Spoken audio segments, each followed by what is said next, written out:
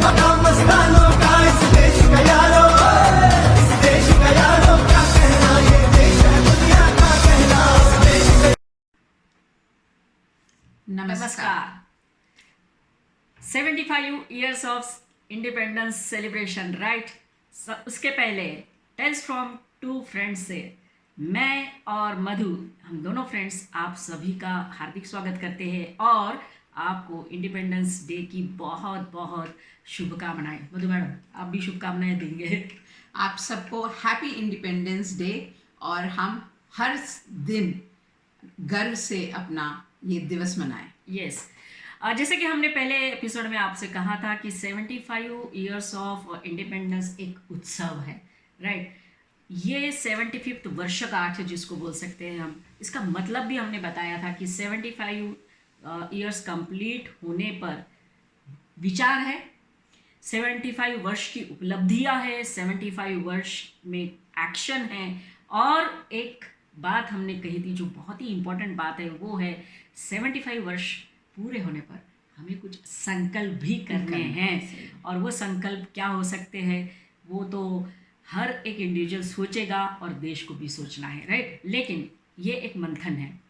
तो जैसे हम बता रहे हैं कि जब हमारी आज़ादी की लड़ाई, मधु मैडम, शुरू हुई थी, वहाँ से लेके जब तक हम आज़ाद नहीं हुए तब तक जिन जिन लोगों ने कंट्रीब्यूशन किया है, चाहे वो कोई भी व्यक्ति हो, सर्वसाधारण नागरिक क्यों ना हो, सबके मन में यही था कि हमारा स्वराज्य होना चाहिए। और वो स्वराज्य का सपना देखते देखते वो ये भी सपना देख रहे थे कि वो स्वराज्य जो है एक राम राज्य की तरह होना चाहिए, एक आदर्श राज्य जिसको बोलते हैं हम। जब भी बात करते हैं तो वो सामने आता है राम राज्य। इवन 1929 में मधु मैडम, महात्मा गांधी जी ने एक आर्टिकल लिखा था यंग इंडिया नामक न्यूज़पेपर में, और उन्होंने क्या लिखा था, उन्होंने भी यही लिखा था राम राज्य के बारे में। तो उन्होंने ये लिखा था कि राम राज्य के बारे में मतलब बात कर रहे हैं, तो ये नहीं बोला था कि किसी धर्म के बारे में वो बात नहीं कर रहे थे। उन्होंने लिखा था कि मेरा मतलब ये है कि एक ईश्वरीय राज हो, भगवान का राज हो। राम राज्य का प्राचीन आदर्श जो उन्होंने रखे थे वो निसंदेह ऐसे सच्चे लोकतंत्र का आदर्श है जहाँ सबसे कमज़ोर नागरिक बिना किसी रोक टोक से अपनी प्रगति कर सके, जल्द से जल्द न्याय मिल सके और समानता रहे। ये कुछ चीज़ें उस आर्टिकल में महात्मा गांधी जी ने लिखी थी। अभी आप बात कर रहे हैं हम 75 ईयर्स की या अमृत वर्ष सेलिब्रेशन की, तो कहीं ना कहीं हम लोगों ने, दोनों ने सोचा कि एक विचार करें कि एक आदर्श जो रखा था सबने राम राज्य का, और अभी हम जो लोकतांत्रिक सबसे बड़ा देश है, तो कुछ मिसिंग लगता है। क्यों मैडम, आपको नहीं लगता है सर? जरूर। तो देशभक्ति हो या चरित्र जो राष्ट्र का हो, तो वो कहीं ना कहीं खोता है या कंप्लीट नहीं कर पाए, जो एक चिंतन का भी विषय बोल सकते हैं। तो राष्ट्रीय संस्कृति की रक्षा के प्रति हमारी जो उदासीनता रही है वो भी हम चिंतन कर सकते हैं। तो ये सारी बातें हैं जब हम बात करते हैं राम राज्य की या फिर अभी लोकतांत्रिक देश के नाते। तो मैडम, आप मुझे ये बता सकते हो क्या कि कैसे हम राम राज्य को, जो एक आदर्श राज्य है, वो हम उससे क्या सीख सकते हैं या कुछ हम उसको कंपैरिजन कर सकते हैं क्या? तो एक दो चीज़ होती हैं आज के हम टाइम में देखेंगे, तो एक लीडर होता है, या और वो लीडर की कैपेबिलिटी क्या होती है। हमको एक ऐसा सिस्टम बनाने के लिए जो जिससे खुद ब खुद कंट्री चल सके। तो हमारे जो जब हमारा इंडिया आज़ाद हुआ था, उस वक्त हमने लास्ट अपने एपिसोड में कॉन्स्टिट्यूशन की बात की थी। एक जो सरदार वल्लभ भाई पटेल ने कैसे एक पूरा कंट्री को यूनाइट किया था, विच इज़ वेरी इंपॉर्टेंट। और यूनाइट क्योंकि बहुत सारे, विंस्टन चर्चिल से लेके बहुत सारे वर्ल्ड लीडर्स ने बोला था इनको फ्रीडम तो मिल गई है, ये लोग कंट्री नहीं चला पाएंगे करके, ऐसे सबका चैलेंज था। पर हमने जिसमें अम्बेडकर साहब और उनके टीम ने मिलके, पूरे इंडिया ने मिलके, जो उस टाइम के जो लीडर्स थे उनने मिलके जो कॉन्स्टिट्यूशन बनाया है, वो सिस्टम हो जाता है। तो एक लीडर इज वेरी इंपॉर्टेंट, क्योंकि लीडर आपको इज वेरी ड्रिवन। वो लोगों को आगे लेके जाता है। वो जब चैलेंजेस आते हैं तो लोगों को उसके सामने खड़े होने की शक्ति वो बनता है, तो लोगों को उससे बहुत एनकरेजमेंट मिलता है, करेज मिलता है। और दूसरा वो विजनरी होता है। इंडिया के लिए उनने क्या क्या सोचा था, सोचिए 75 ईयर्स पहले जो कॉन्स्टिट्यूशन बना है उसका बेसिस आज भी हम चल रहा है, वो उस बेसिस पे आज भी चल रहा है। और हमने लास्ट इसमें आपको बात भी बताई थी कि वो बेसिक स्ट्रक्चर आप कभी नहीं बदल सकते हैं। तो अगर मुझे कोई एक छोटे बच्चे का, क्योंकि 6-7 स्टैंडर्ड में भी आजकल सिविक्स आ जाता है, और उनको अगर कॉन्स्टिट्यूशन समझाना तो हम यूजुअली रूल्स बोलते हैं। तो अगर आप सोचिए कहीं पे ट्रैफिक लाइट नहीं हो तो क्या प्रॉब्लम होती है? Traffic light is like a system, तो हम फॉलो करते हैं तो एक्सीडेंट नहीं होता है। तो जो अगर लीडर है वो एक ब्रांड की तरह है, पर वो ब्रांड को चलाने वाले लोग होते हैं। तो वो लोग, जब तक वो लीडर एक सिस्टम नहीं बनाएगा, एक रूल्स नहीं बनाएगा, प्रोसीजर्स नहीं बनाएगा, स्टैंडर्ड्स नहीं बनाएगा, तो लोग वो ब्रांड को नहीं चला पाएंगे, मतलब कंसिस्टेंटली क्वालिटी नहीं दे पाएंगे। तो चाहे वो प्रोडक्ट हो चाहे डिसीजन मेकिंग हो, जब अच्छे एक लीडर अच्छे डिसीजन लेता है, हम सब प्रेरित होते हैं उससे, हमको एनकरेजमेंट मिलता है कि हाँ हमारा कंट्री अच्छे से चल रहा है, और प्रोग्रेस भी होती है उसके हिसाब से। तो अगर मैं बोल सकती हूँ बीच में आपको कि एक बहुत अच्छा लीडर हम चाहिए, जरूरत होती है, सारा जो विजन है उसको कंप्लीट करने। तो लीडर हम यूजुअली पर्सन के हिसाब से देखते हैं, हमको पर्सन के हिसाब से वो अगर केपेबल लीडर है तो वो लीडर प्लस एक अच्छा सिस्टम चाहिए कि वो इतना अच्छा सिस्टम। तो अभी अंबेडकर साहब तो नहीं है, पर अंबेडकर साहब और उनकी टीम ने, और गांधी जी, नेहरू, जो भी लोग हैं, सरदार वल्लभ भाई पटेल, वो हमारे लिए एक ऐसी कंट्री छोड़ के गए हैं, एक ऐसा कॉन्स्टिट्यूशन छोड़ के गए कि आज भी हमारा देश चल सकता है। यस, बिल्कुल सही। तो नहीं तो क्या होता है, हम एक लोकतांत्रिक देश हैं, इसीलिए हम रूल ऑफ लॉ से चलते हैं, एंड जिसको हम कॉन्स्टिट्यूशन बोलते हैं। हमारे अभी तक इंडिया में मोदी जी 15वें प्राइम मिनिस्टर हैं। तो अगर हर वक्त लीडर बदले और हर वक्त संविधान बदले, सोचिए कितना कमोशन, कायोस हो जाएगा, सब जगह कमोशन हो जाएगा। तो इकोनॉमिक प्रोग्रेस और डेवलपमेंट तो फिर बिल्कुल हो ही नहीं पाएगी, बिकॉज हर वक्त चीज़ें, रूल्स बदलते तो हम भी बौखला जाते हैं। तो एक लीडर वो होता है जो कंट्री को अपने आप कैसे चलना है उस पाथ पे लेके जाता है। तो हम उसको एक अच्छा लीडर बोलेंगे, because he is giving a system. संविधान, इसके लिए संविधान एक ऐसा सिस्टम है जिसके जो बेसिक स्ट्रक्चर देता है, जो कभी नहीं बदलता है, तो लोगों को फाउंडेशन हो जाता है, और उसके बाद ऊपर आप कैसी भी बिल्डिंग बनाए, आप कुछ भी करें तो इट वर्क्स आउट। तो एक स्ट्रॉन्ग कॉन्स्टिट्यूशन या एक स्ट्रॉन्ग सिस्टम, कोई भी कंपनी में हो या गवर्नमेंट हो, एक स्ट्रॉन्ग कॉन्स्टिट्यूशन, संविधान एक पावरफुल कंट्री को बना सके, कंट्री को बहुत पावरफुल बना सकता है। तो हमारी गवर्नमेंट कैसे, और ये बैलेंस कैसे रहता है? आप बोलेंगे नहीं गवर्नमेंट के पास तो सब पावर है, नहीं, हमारे गवर्नमेंट में 3 ऑर्गन्स होते हैं। जैसे हमारे बॉडी में अलग अलग ऑर्गन्स हैं, 3 पार्ट है, एक लेजिस्लेटिव, एक है एग्जीक्यूटिव, और तीसरा है जुडिशियल। और हम इसको जो चलाते हैं वो चेक बैलेंस सिस्टम से चलाते हैं कि एक में भी प्रॉब्लम हो तो दूसरा संभाले। और हमने आपको, जो मैंने लास्ट वीडियो में आपको केशवनंद भारती केस बताया था, उसमें वही हुआ था। जब गवर्नमेंट ओवर पार कर रही थी तो जुडिशरी सिस्टम, सुप्रीम कोर्ट खड़ा हुआ और उन्होंने बोला नहीं, ये संविधान के अगेंस्ट जा रहा है। तो संविधान इतना इंपॉर्टेंट है, and that becomes a system. और पर इसका मतलब ये नहीं है कि मोनार्की डजंट वर्क। ओके, तो अभी जैसे आप भूटान जैसे कंट्री देखेंगे तो उसमें रिपब्लिक मोनार्की है, बट वो भी किंग ने बहुत सारा कॉन्स्टिट्यूशन बनाया है उसने। तो they have a constitution, they have legislation, they have executive members, they have all that. तो उनको बोलते हैं hybrid regime. So for a country a system is very important. जो राज्य के बारे में, राज्य मतलब एक लीडर प्लस एक system which will help the country move forward towards progress. मतलब अगर हम यही बात कनेक्ट करते हैं, जो हमारे आदर्श रहे, जो राम राज्य की बात करते हैं, तो देखो 2 वर्ड्स है, राम राज और राम राज्य। राम राज मतलब राम का राज, और राम राज्य में बात होती है तो राम का राज्य मतलब उसमें व्यवस्था ही, सिस्टम exactly. जिस सिस्टम के बारे में हम लोग बात करते हैं। मधुबन, मैंने ना अभी एक रिसेंटली एक बुक पढ़ रही हूँ जिसका टाइटल ही राम राज्य है, जो आशुतोष राणा ने लिखी हुई है, बहुत सुंदर बुक है, जिसमें एक ये बात आती है कि एक संवाद है भी, भगवान रामचंद्र जो है वो माता कैकेयी से बात कर रहे हैं, तो तो वो यही बोलते हैं कि मैं राम राज को नहीं, मैं राम राज्य को स्थापित करना चाहता हूँ। मतलब फिर से राज्य आया, व्यवस्था आई, जहाँ व्यक्ति से अधिक जो महत्व है वो व्यवस्था को होना चाहिए। राइट, जो भी व्यवस्था उन्होंने उस टाइम पे बनाई होगी, एब्सोल्युटली, उसको जहाँ प्रजा के रक्षण और पोषण का कार्य कोई व्यक्ति नहीं तो व्यवस्था करेगी, अपितु विचार करेगी, मीन सिस्टम करेगी। That is what we can say कि हमने जब आज़ादी ली तो कॉन्स्टिट्यूशन में हमने यही सामने रखा कि हर नागरिक को न्याय मिले, सुरक्षा मिले, जो बेसिक राइट्स बोल सकते हैं, fundamental rights. That is what the difference is, Ram Raj and Ram राज्य, राइट। तो ये बात हुई व्यवस्था के बारे में जो हम बात कर रहे हैं अभी।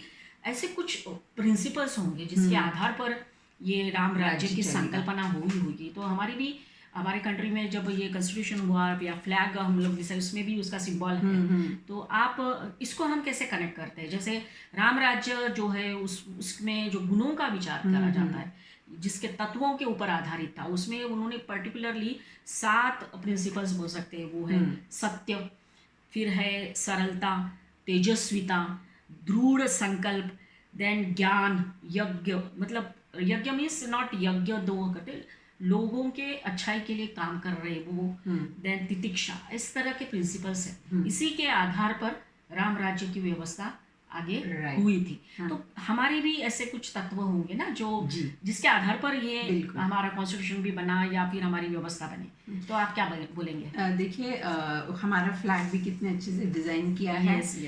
ऊपर स्ट्रेंथ है हमारी, और नीचे हरियाली है, विद प्रॉस्पेरिटी है, और बीच में पीस है। हमको स्ट्रेंथ भी चाहिए, प्रॉस्पेरिटी भी चाहिए, बट पीसफुली चाहिए। और उसके बीच में जो हमारा अशोक चक्र है, जिसको हम अशोक चक्र के नाम से जानते हैं, हमारे ध्वज में बीच में अशोक चक्र है। अशोक चक्र के बहुत सारे सिंबल हैं, आप देखेंगे तो जो हाईएस्ट मिलिट्री अवार्ड है उसको भी अशोक चक्र कहा जाता है। और बुद्ध के अशोक चक्र जो है, तो अशोका ने ही बुद्ध का जो रिलीजन है उसको अपनाया था, और उसकी वजह से भी इसका नाम अशोक चक्र है, क्योंकि उनने उसको स्थापित किया था। और अशोक चक्र में जो है 24 स्पोक्स है, 24 लाइंस है ना उसके बीच में। तो उसको नाम उसका जो रिप्रेजेंटेशन है वो धर्म है। धर्म का मतलब रिलीजन नहीं होता है, आई थिंक बहुत सबको ही मालूम है। धर्म का कोई इंग्लिश वर्जन ही नहीं है, तो धर्म है। और उसको दूसरा नाम भाव भी है, भाव। देखिए, तो इसमें जो आपने जो पढ़े हैं वो सब भाव में आ जाता है। अगर हमको धर्म नहीं समझ में आता तो भाव भी बोलते हैं उसको। डॉक्टर राधा कृष्णन ने बोला था जो चक्र है वो रिप्रेजेंट करता है धर्म और कानून को। तो हमारी धर्म की व्यवस्था और कानून की व्यवस्था साथ में चलनी चाहिए। और एक और बहुत इंटरेस्टिंग चीज़ है, उन्होंने बोला है जो चक्र है वो वक्त का प्रतीक है। 24 घंटे 24 स्पोक्स। ओके। और जो आपके पॉइंट से मैं रिलेट करूं तो ये 24 क्वालिटीज़ हैं, इसमें क्वालिटीज़ मैं बोल सकती हूँ जो धर्म के तरफ जाती हैं। वो है love, patience, courage, hope, peaceful, gentleness, self sacrifice, sympathy और बहुत सारे। और हमारे एक बहुत इंटरेस्टिंग बात मुझे जो लगी है, हमारे पूर्वजों ने सिर्फ पॉलिटिकल थॉट नहीं दिया जब ये फ्लैग बना रहे थे। राइट। हाँ, उनने सिर्फ ये उनने बोला ये पॉलिटिक्स का सिंबल है, नहीं। उनने देश को चलाने के लिए पॉलिटिक्स तो चाहिए, पर उनने बोला उसके साथ मोरालिटी और एथिक्स का भी बहुत इम्पोर्टेंट। और ये जितने भी हमने गुण उनने बताया और मैंने बताया है, और जो 24 गुण आप पढ़ेंगे वो सब मोरालिटी और एथिक्स की तरफ जाते हैं, नैतिकता की तरफ जाते हैं और हमारे विचारों की तरफ जाते हैं, जिससे ये देश आगे चलना चाहिए। तो ये तो आपने जो पूछा, ये जो आपने 7 बोले हैं जिसको अभी 24 में रिप्रेजेंट कर रहे हैं, तो वो भी देश चलाने के लिए हमको चाहिए। उसका महत्व ये है। बिल्कुल सही बात है। और दूसरी बात मैं बोल रही हूँ, जैसे कि वही मैं बता रही हूँ कि राम जो बात कर रहे हैं, संवाद कर रहे हैं, उसमें उन्होंने ये बताया, जब राम राज्य की बात हो रही है तो, कि एक बहुत ही इम्पोर्टेंट बात है उसमें कि जैसे हम अभी आजकल का जो माहौल है, वो माहौल कहीं ना कहीं हम लोग व्यक्ति पूजा में ज़्यादा विश्वास रख रहे हैं अभी, ना ही विचारों विचारों के में। ऊपर। तो वो भी बात उन्होंने कही है मधु मैडम इसमें कि प्रजा जो है वो कैसी होनी चाहिए। हम प्रजा है, तो प्रजा के बारे में जब वो बात करते हैं, भगवान रामचंद्र वो बोलते हैं कि प्रजा व्यक्ति पूजक नहीं तो विचार पूजक होनी चाहिए। सही है। वह हुतात्माओं के चरणों को नहीं तो उनके आचरणों को धारण करने वाली प्रजा चाहिए। राइट। तो और ये भी बोलते हैं कि मैं व्यक्ति में नहीं तो व्यवस्था में विश्वास रखता हूँ और व्यवस्था को ही बढ़ाना चाहता हूँ। क्योंकि वो भगवान राम भले ही वो भगवान है, लेकिन वो राजपुत्र बने थे या राजा बने थे बाद में। राजा और राजधानी के बारे में भी बोला है। तो राज्य की सबलता, राजा सबल है इसलिए नहीं मानी जाएगी, बराबर है। ये बोलते हैं किसी की अगर सपोज राजा नहीं है या एब्सेंट है, कहीं गया है, तो राजा होने और किसी का राज्य होने में अंतर है। मतलब राम राज्य और राम राज्य होने में अंतर है, वो खुद बता रहे हैं। तो राजा की उपस्थिति में सभी लोग काम करेंगे, सही। लेकिन अगर राजा अनुपस्थित है और तभी सब काम व्यवस्थित चल रहा है, तो वो उनकी बात है कि वो राज्य की उपलब्धियां है, राजा की नहीं। हाँ। ठीक है। किंतु क्या होता है कि राजा का है तो सभी काम करेंगे ना, जब सही। राजा नहीं है तो व्यवस्था ठीक चलनी चाहिए। और वो प्रमाण होगा राज्य सुव्यवस्था का। तो वो उन्होंने बोला है। तो राज्य में राजा का महत्व नहीं होना चाहिए, तो राज्य का महत्व होना चाहिए। जो हम बात कर रहे हैं, जो आदर्श हमने तब रखा था। तो आप जो एग्जाम्पल अभी आप बताएंगे, that is also the best example that we can give. Yes, हमारे रेगुलर लाइफ में ये बात समझने के लिए जब हम हर 5 साल हम अपने लीडर्स चुनते हैं। यस। तो हमें उनको जब हम लीडर चुन रहे हैं तो हम सब सिटीजन को राइट है, राइट, कि हम उनको नाम, जाति, उनके बैकग्राउंड से न चुने, उनकी बातों से भी न चुने। यस। और उनकी काबिलियत देखें कि वो इस काबिल हैं क्या कि वो हमारे लीडर बन सके। वो लीडर बन सके, हमारे लीडर बन सके। क्या वो इस देश को चला सके, क्या हमारी जो व्यवस्था है उसको आगे लेके चल सकें, ऐसा। तो यही एक आप इसको सेम चीज़ को पॉलिटिक्स में ऐसा होता है। जब हम लीडर हम 5 साल वोट देके करते हैं, हम ऑर्गेनाइजेशन कैसे देखेंगे तो हमको शायद थोड़ा अच्छे से समझ में आएगा।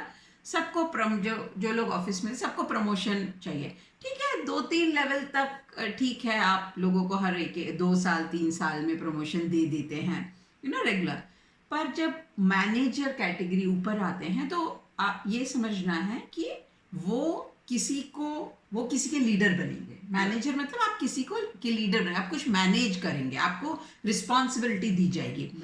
तो बहुत एक बात है कि इसमें हम सोचेंगे बात, सीनियरिटी बेस में प्रमोशन होना चाहिए या परफॉर्मेंस बेस पे प्रमोशन होना चाहिए। ऑब्वियसली परफॉर्मेंस बेस पे आपसे पूछा जाता है, परफॉर्मेंस बेस पे चाहिए। आप ये सोचिए आपको कैसा लीडर चाहिए होगा। आप पे प्रमोशन आएगी तो आप बोलेंगे नहीं 5 साल से मुझे प्रमोशन नहीं मिला, पर आपको कैसा लीडर चाहिए होगा। हमें वो लीडर चाहिए होगा जो बहुत बढ़िया हो लीडर, हमें वो चाहिए होगा। तो सीनियरिटी बेस पे आप ये सोचिए, अगर आप किसी को 4 साल से है, देखें प्रमोशन के टाइम क्या देखेंगे कि वो उसको यहाँ इस जो भी ऑर्गेनाइजेशन में उसको कल्चर मालूम है उसका, क्या वो चैलेंजेस हैंडल कर सकता है, क्या वो अपनी टीम को हैंडल कर सकता है, क्या वो क्या लोगों को मोटिवेट कर सकता है। ये सब देखने की ज़रूरत है। तो जब दूसरों के लिए देख रहे हैं तो हम अपने लिए भी हमको वो रखना चाहिए, और हमको ये सोचना चाहिए कि हमें लीडर चाहिए होगा तो कैसे चाहिए होगा। हाँ, तो सीनियरिटी का कोई मतलब नहीं होता है इस बात में। एम्प्लॉइज की काबिलियत बेटर होगी क्योंकि काम करना है वहाँ पे। एक छोटा जगह का एग्जांपल दे रहे हैं जहाँ मैनेजर और एम्प्लॉइज की बात हो रही है। अब आप एक लीडर और देश की जब बात कर रहे हैं, हाँ। जिसमें हमारा रोल बहुत इंपॉर्टेंट है कि हमें हमारे लीडर को कैसे चुनना है। हाँ, तो उसको हमको देखना है, उसकी काबिलियत पे चुनना है। यस। कि तो हमको देखना है कि हाँ उसने क्या क्या काम किया है, वो क्या क्या कर सकते हैं। हाँ। उसके उसके बेस पे हमको सबका बैकग्राउंड होता है, राइट। तो हम उसको देख के हम चुन सकते हैं, उनकी क्वालिफिकेशन देख के चुन सकते हैं। उनका या तो हैंड्स ऑन उनका वो उसमें ही रहे हैं, उनको उसका एक्सपीरियंस है तो एक्सपीरियंस बेस्ड भी हम चुन सकते हैं। तो work should talk for itself. उनका काम जो है वो बात करना चाहिए। तो आपको भी अगर प्रमोशन मिलने, अगर आप चाहते हैं परफॉर्मेंस बेस्ड हो, तो हम क्या चाहते हैं, हमारा काम बात करना चाहिए। तो जब आप कभी भी लीडर चुने या प्रमोशन की मैं बात करूं उस हिसाब से, तो एक उनको एक एग्जाम्पल सेट करना चाहिए हमारे लिए। तो हमारे लीडर जो हैं उनको हमारे लिए एक एग्जाम्पल सेट करना चाहिए, क्योंकि मोटिवेशन एक बहुत इंपॉर्टेंट फैक्टर है हमारे लिए। अगर आप सीनियरिटी बेसिस पे बोलेंगे अरे ये इस पार्टी में इतने साल से, चलो इसको लीडर बना दो, तो it can be very discouraging, क्योंकि वो मोटिवेशन कम हो जाएगा। मतलब हार्डवर्क की कोई ज़रूरत नहीं है। वही अगर आप परफॉर्मेंस बेस पे देंगे तो आप उस पर टैलेंट बिकम्स वेरी मोटिवेटिंग है। तो लोग टैलेंट बोलिए, हाँ टैलेंट हो तो मैं आ गया, तो टैलेंट के लिए लोग क्रेव करेंगे, लोग पीपल विल वांट, तो you will have lot of people will be talented, would want to work hard towards it. Okay, और ये एनकरेज, ये और इनोवेशन इससे बहुत, obviously when people are talented and hard working, innovation जो है वो एनकरेज हो, people will be so encourage to do innovation. तो high obviously qualification also matters to an extent. So these are the things that we need in our leaders, where let it be in our organization or it is for our country, we need these leaders so we can, जो हमारे 75 years का जो हमारी आज का आज़ादी, हमको आज़ादी के बाद 75 डेज है, हम वो स्पिरिट को आगे लेके जाए। Yes. It should be in the form of spirit. जो ये सिंबल्स होते हैं, चाहे वो फ्लैग हो, चाहे हमें फ्लैग लगाने का मौका, वो एक सिंबल है कि हमको इतना मोटिवेशन मिले कि हम वो स्पिरिट को आगे लेके, इंडिपेंडेंस की, फ्रीडम की स्पिरिट को हम आगे लेके बढ़े और ये देश को आगे और आगे लेके जाए। यस। और एक बात मैं ऐड करूँगी यहाँ पे कि जैसे राम राज्य में वो बात कर रहे हैं व्यवस्था की, तो हम भी व्यवस्था का ही भाग है। तो व्यवस्था तभी सफल होती है जब हम भी हमारा रोल उसमें प्ले करेंगे। It is not only the leader raja, चुनना इज आल्सो हमारा। हाँ, उसके बाद क्योंकि व्यवस्था चलाने वाले लोग भी हम ही हैं। तो that what the importance of people और प्रजा जिसकी बात कर रहे हैं। तो जो सिस्टम एस्टैब्लिश की भगवान रामचंद्र ने, वो एक आदर्श रही। और दूसरा एग्जाम्पल जो आप शेयर करना चाहते हैं तो बता सकते हैं कि कैसा वो आदर्श राज्य बना और वो सिस्टम आगे बढ़ते गए। जैसे छत्रपति शिवाजी महाराज की राज्य व्यवस्था जो है, तो हम छत्रपति शिवाजी महाराज के उस टाइम की बात करें तो तब फोन और चिट्ठी तो ठीक है, पर फोन का तो कोई था ही नहीं कि चलो फोन करके बोल दिया। जैसे उरी अटैक में they were like totally in sync, सब कुछ मालूम हो रहा था। वहां पे तो एक प्लान बना, कम्युनिकेट हुआ, and the communication used to be so good, मतलब उनका स्ट्रॉन्ग होता था। तो वही हम बात कर रहे हैं, रूल्स और प्रोसीजर और स्टैंडर्ड वो इतने अच्छे से सबके मन में बैठ जाते थे कि कोई कहीं पर भी जाए उनको मालूम होता था। कोई भी दुविधा आ जाए, कोई भी चैलेंजेस सामने आ जाए, वो लोग सब अलग अलग स्प्रेड होते थे, पर उनको एग्जैक्टली मालूम होना था कि उनको उस सिचुएशन में क्या करना है। And that is what is a leader plus a system makes all the difference. जो बात कर रहे हैं राम राज वर्सेस राम राज्य, तो हमको राम राज्य चाहिए। यस, और वही है बात कि सिस्टम जब डेवलप होता है तो एक स्ट्रॉन्ग कंट्री, स्ट्रॉन्ग नेशन खड़ा होता है। हम डेवलपिंग नेशन है, स्ट्रॉन्ग बनेंगे ज़रूर, लेकिन कहीं ना कहीं ये दोनों पिलर्स जो है कि व्यवस्था और लीडर, ये जब स्ट्रॉन्ग बनेंगे then that what the door opens for the develop and very powerful nation. जो एक हो सकता है हमारा जो सपना है वो जल्द ही होगा। वंस अगेन हम लोग आपको ये जो 75 ईयर्स कंप्लीट हुए हैं, सबको बधाइयाँ देते हैं। और अगले एपिसोड में हम नए टॉपिक के साथ आपके सामने आएंगे। बिल्कुल। और हम चाहते हैं कि आप हमें और सजेशंस दें कि कौन से टॉपिक पे आप सुनना चाहेंगे या हम कुछ बोलना चाहें, तो वो भी आप सजेस्ट कर सकते हो। तो आपको हमारा ये एपिसोड कैसा लगा ये ज़रूर बताइए। अच्छा लगा हो तो शेयर करिए, सब्सक्राइब किए और कमेंट करना मत भूलिए। Thank you very much. जय हिंद। जय हिंद।